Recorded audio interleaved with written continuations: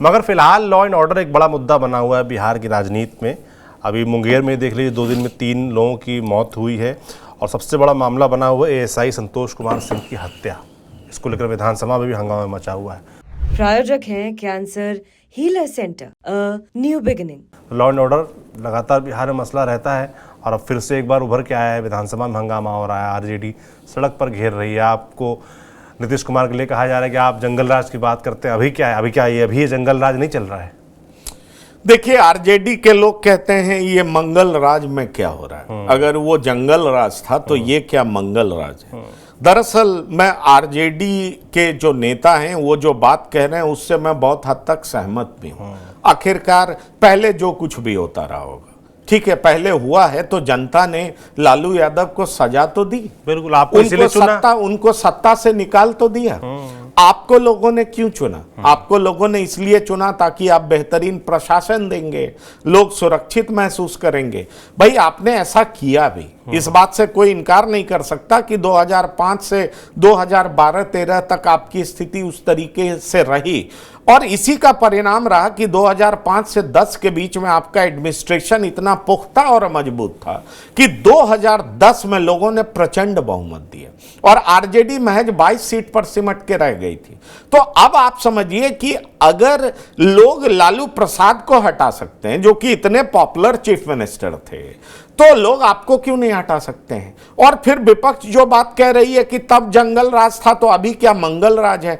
आज तो विधान परिषद में राबड़ी देवी काफी एग्रेसिव दिखे, आक्रामक दिखे और उन्होंने एक आंकड़ा भी पेश किया। उन्होंने कहा 2 दिन में 22 लोगों की हत्या हुई है। क्या यह मंगल राज है? अगर दरोगा सुरक्षित नहीं है, पुलिस सुरक्षित नहीं है, उसका इकबाल खत्म है, वो जाता है, जनता मारती है, अपराधी मारते हैं, तो क्या कहा जाए कि अभी मंगल राज है। लेकिन सवाल ये होता है कि पॉलिटिशियंस जो है वो अपनी गलती को उस तरीके से एक्सेप्ट नहीं करते। उनके पास हमेशा एक जवाब तैयार रहता है और जवाब क्या तैयार रहता है? अगर वो लॉ एंड ऑर्डर पर बात करते हैं तो लालू प्रसाद या आरजेडी को जंगल राज की याद दिलाई जाती है। अब देखिए जीतन राम मांझी कूद पड़ते हैं। जीतन राम मांझी क्या कहते हैं कि अरे भाई तेज प्रताप यादव होली में कैसे कह रहे थे किसी को कि नाचो, अगर नहीं नाचोगे तो सस्पेंड कर दिए जाओगे।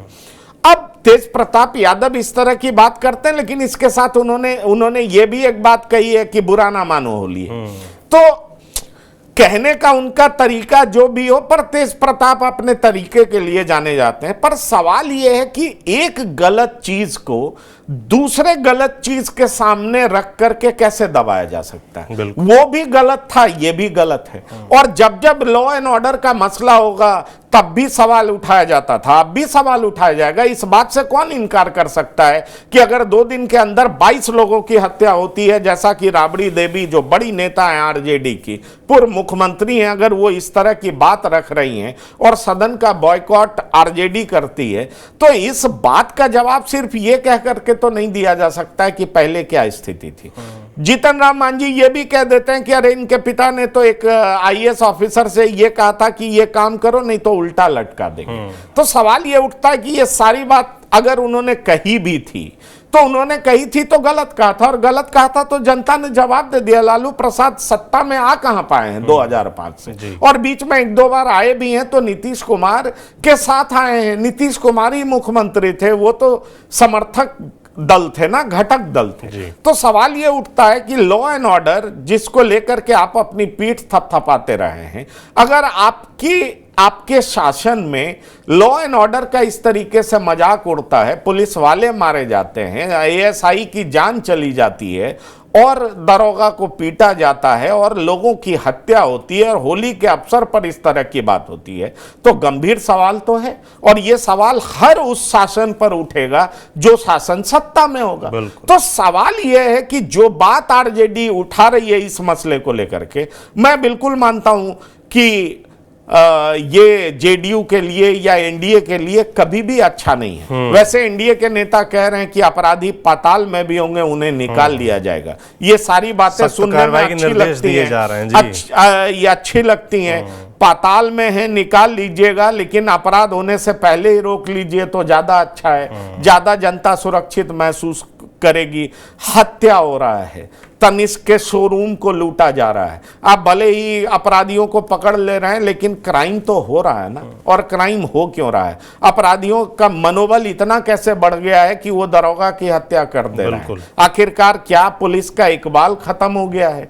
क्या शासन का इकबाल खत्म हो गया है? ये क्या हो रहा है? आप सिर्फ पॉलिटिक्स कर रहे हैं। आप सिर्फ ये बताने में लगे हुए हैं कि हम ये जातीय समीकरण तैयार कर लिए, हम जीत जाएंगे, हमारी सत्ता आ जाएगी, फिर से इंडिया की सरकार बनेगी। लेकिन उस शासन का क्या जहां अपराध नियंत्रित ना हो? इसलिए बड़े बोल मत बोलिए साहब, ये जनता है। ये जनता अगर आपको बड़ा बनाती है तो छोटा करने में भी देर नहीं लगाएगी, क्योंकि लालू प्रसाद को भी ये गलतफहमी थी कि वो इनविंसिबल हैं। लेकिन याद करिए 2005 के बाद दोबारा वो सत्ता का स्वाद चख नहीं पाए। अब तो वो मुझे लगता है अपने उम्र की भी अंतिम पारी खेल रहे हैं, बीमार भी रहते हैं, जबकि वो सर्वाधिक लोकप्रिय नेता। उन्होंने तमाम रिकॉर्ड को तोड़ा और वो जिस तरीके से उन्होंने राज किया, निश्चित तौर पर अगर लोकप्रियता की कसौटी पर उनको परखा जाएगा तो वो किसी से कम लोकप्रिय नेता आज भी नहीं है। लेकिन सत्ता में नहीं आ पाते हैं, क्योंकि एक बड़ा वर्ग है जो मानता है कि लालू प्रसाद के आते ही सत्ता जो है वो ठीक ढंग से काम नहीं कर पाएगा, लॉ एंड ऑर्डर बहुत खराब हो जाएगा।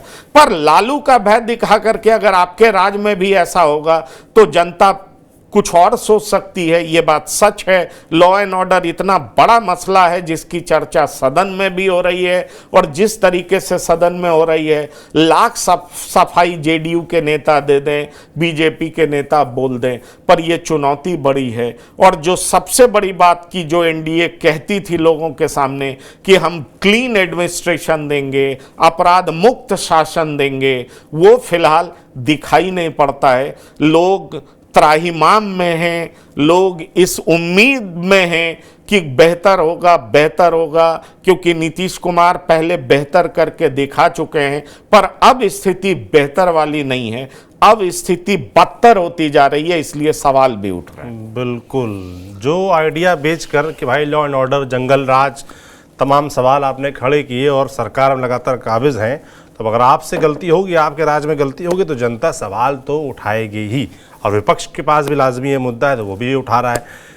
तो आज कुल मिलाकर राग बिहारी में बात इतनी ही। आपका इस पूरे मसले पर क्या सोचना है, लॉ एंड ऑर्डर के मसले पर, हमें कमेंट बॉक्स में लिखकर ज़रूर बताएं। और निशांत कुमार की एंट्री को लेकर आपकी क्या राय है, ये भी कमेंट बॉक्स में लिखकर ज़रूर बताएं। देखते रहिए TV9 डिजिटल। शुक्रिया।